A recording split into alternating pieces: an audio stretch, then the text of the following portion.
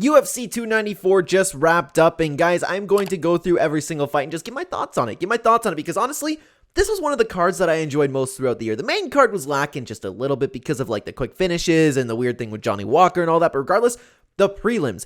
Oh my god, were the prelims fun to watch. I'm going to go through every fight from start to finish, and I'd love to know what you guys thought about the cards down below afterwards. Timestamps are there if you'd like to skip to any particular fight on the card. Let me know what you thought about even just one fight, guys. Let's get into the video in just a second. Before we do, though, I do want to say hello, everybody. Welcome back to another video. If you want to hear, my name is Kyle. I'm your guy with too many YouTube channels. Let's talk about these fights. Starting off with Shara Magomedov versus Bruno Silva. Shara Magomedov. Man, this guy, in my opinion, he lived up to the hype. Now, I didn't know that he had pretty much zero takedown defense, which is very strange. But guys, something that I love to see from him, and I always talk about this, like, I don't know how much I talk about on the channel, but something that I am a huge opinion of, like, I've always thought this. More fighters need to do what Shara did on the ground. If you were taken down, throw mean elbows, throw ruthless ground and pound. You can strike from the bottom. You can light people up with elbows. That's something that I love to see. Like, for example, you never see it. The last time I saw, like, off the top of my head, of course, I'm sure it's happened since because that was a million years ago, but, like, Michael Bisping versus GSP stands out. Just toss elbows from the bottom, kick from the bottom. This dude was mean from the bottom, and on his stand-up, his striking was fantastic. Actually, it was funny because my uncle shot me a message earlier last night, and he was like, take a look at this Shara Magomedov guy. He has some really underutilized techniques, and my uncle, man, and you'll just have to take my word for this because it's easy for me to just say, oh, he's the best. He knows everything about MMA, but this dude actually does know everything about MMA. I trust his opinion on everything. Showed me a lot of techniques in my own life that I've applied to Muay Thai myself.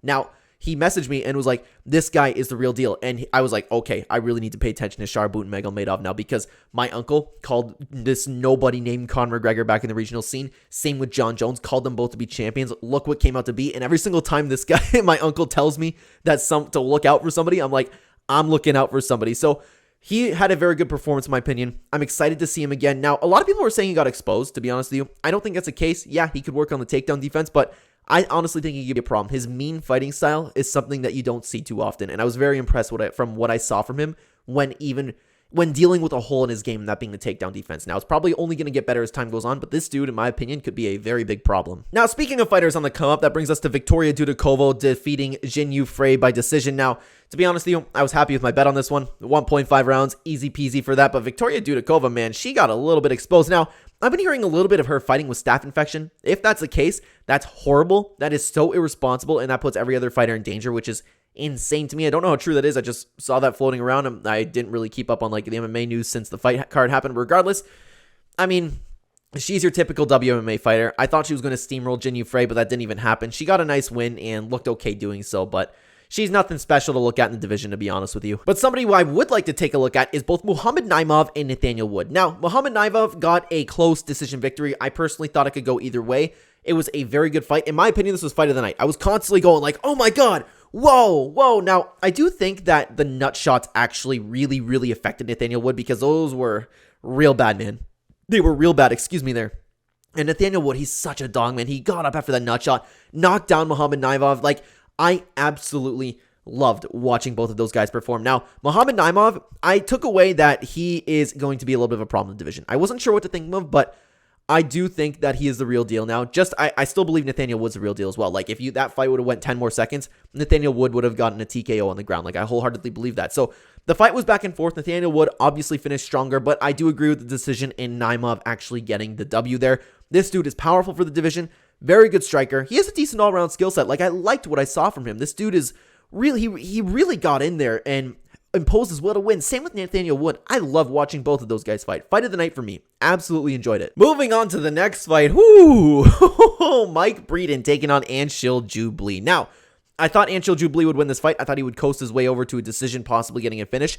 His striking looked pretty crisp, but there was no danger to it. You know, I wasn't too sure what to think of him coming into the UFC. He looked like he was okay. Honestly, it was a little bit as expected, but I didn't imagine him, like, once Mike Breeden really, like, brought the fight into a war, Anshul Jubli kind of, like, closed up and couldn't handle the pressure. Now, a lot of reasons why that could be. Maybe he hasn't been put in that position before. Mike Breeden was an absolute animal in there. To be honest with you, I'm a bigger Mike Breeden fan now that I've watched that fight. That dude threw down and like the damage that he, like, was that the fight where he had his skin, the fighter had the skin off his eyebrow? I can't remember off the top of my head, but regardless, Mike Breeden, man, he was getting destroyed, and in the third round, he put his hands down, started barking at him, and then got a finish win. He looked fantastic in this fight, and Jubilee, I think he was a good fighter still. He showed very good striking, but then again, like, Mike Breeden was a fighter who isn't necessarily that great, and he wasn't really moving his head much, so he was kind of there to be hit, so I'm not high on what I've seen from Jubilee so far. Like, he looked okay, his striking still looked good, but I'm not so sure he's going to be anything in the UFC. Great win from Mike Breeden, though. I hope he sticks around. Moving on to the next fight, we have Cedrikus Dumas versus Abu Azaitar. Now,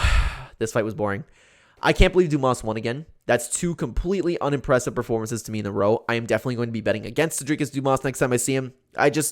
I mean, absolutely no disrespect, but I think the guy's kind of useless in there. I don't see the point of people talking about, like, whoa, this guy can strike. You know what I mean? He's very inactive. He hasn't done anything, you know? I'm just completely unimpressed by this guy. Abu Zaitar is kind of like the same thing. He just relies on his power. He's older now. What can you do? There's not too much to take away from that fight. And speaking of things that you don't really have much to take away from, I was very excited for this fight in Javi Bashrat versus Victor Henry. Now, there was a horrible nut shot, and there was, for some reason, controversy in there. Victor Henry was not faking that nut shot. It clearly kind of grazed the cup, and that's all it takes for these nut shots. It's this dude literally face planted after that. I don't think he was completely Aljamain Sterling'd out. It was an unintentional foul, but there's not much to take away from the fight right at the beginning because it was a little bit closely contested. I love watching Bashrat fight, so I was excited for this, but unfortunately, stuff like that happens, right? Moving on, I want to talk about Trevor Peek versus Mohammad Yahya. Now, Trevor Peek, man.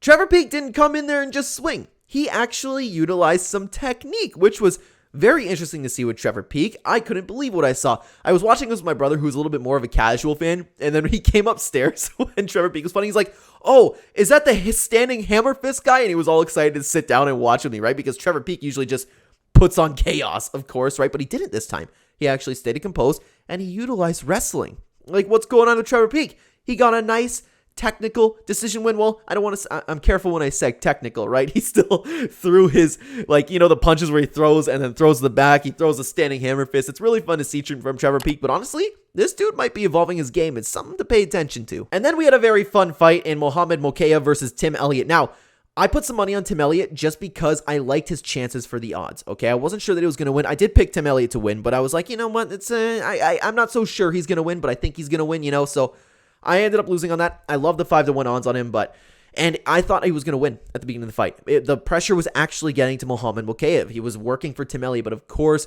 there was some great transitions. There was just great technique all around from Mohammad Mokaev, and they were going back and forth a little bit. It was a very, very enjoyable grappling match to watch, and Mohammad Mokaev ended up finding a submission, which really Tim Elliott tapped to very quickly. So it must have been, I was like, oh, is that in? Then all of a sudden, Tim Elliott tapped. I was like, oh, wow. Take a look at that. So the takeaway from this, to be honest, though, is I'm not overly convinced, as I was before this fight, that Mohammad Mokaev is really the real deal. He's a great fighter, okay? I just don't know who he's going to hang in the top 5. I don't know yet. I'm not saying he can't do it. I'm just unsure as of right now. Moving on, we don't have too much to talk about this fight. We have Nurmagomedov taking Muin Gafurov. Quick submission, starting off the main card. Absolutely nothing to say there. And honestly, you can say the exact same thing for Ikram Aliskerov versus Warlley Alves. Those fights went pretty much exactly as expected. Well, I expected Saeed to have a little bit more of a dogfight, but I expected Ikram Aliskerov to go in and kind of steamroll Warlley Alves. But those fights ended up really, really quick, so nothing to say there. Now, next up, the featured bout. Magomed Ankalaev versus Johnny Walker. Man, was this disappointing, because I was all excited for these guys to go at it, right? I love watching Magomed Ankalaev, and I love watching Johnny Walker fight too. Those guys are incredibly exciting, right? And I was excited to see them go at it.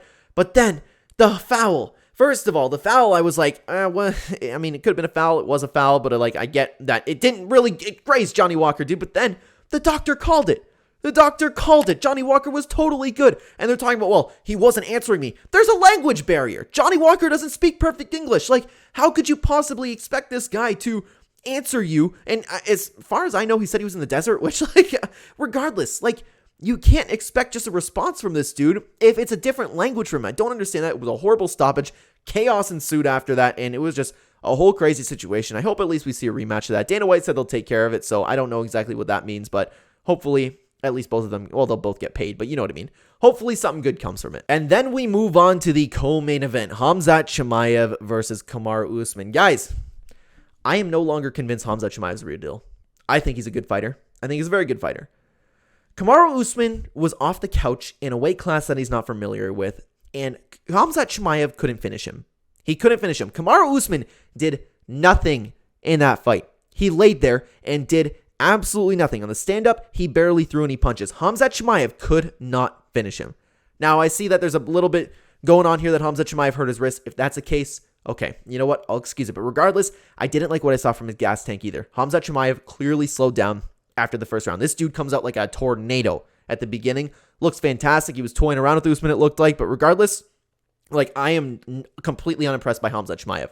I'm not even sure he beats Strickland. I'm not.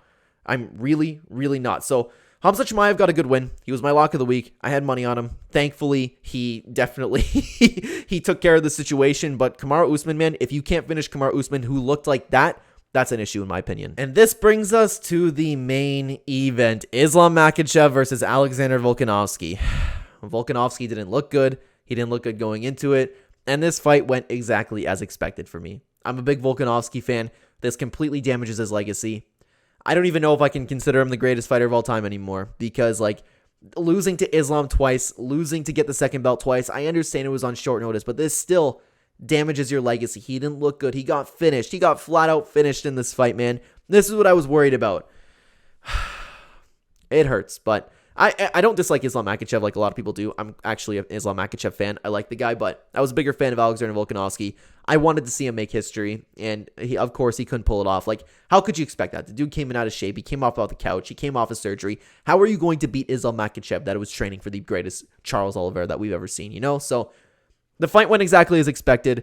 Makes me sad still. I always like watching Alexander Volkanovski because I like watching greatness perform, and Alexander Volkanovski is that, but Islam Makhachev, of course, like, he's a great fighter too, and there's nothing you can do about it. You can't expect a guy off of surgery to pull that off, you know what I mean? So, very sad to see, but Islam Makhachev, at least we will get the Charles Oliveira fight next, probably. But guys, that entire card was enjoyable. UFC 294 was one of the best cards of the year, in my opinion. Actually, I don't see people talking about that, but I really enjoyed UFC 294. To be honest with you, it also came in like I had a good day, I had my family over and stuff like that, so that probably boosted it a little bit, but still, very good card. Sad for Volkanovski, but other than that, it was a great experience to watch. Guys, let me know what you thought about the card or any fight or fighter in particular. Let me know again what you thought down below, and thank you so much for watching this video. On the screen right now, if you'd like to continue watching the Clenbat channel, there will be 2 videos on screen for you to check out. I will see you either there or in the next video, guys. Take care.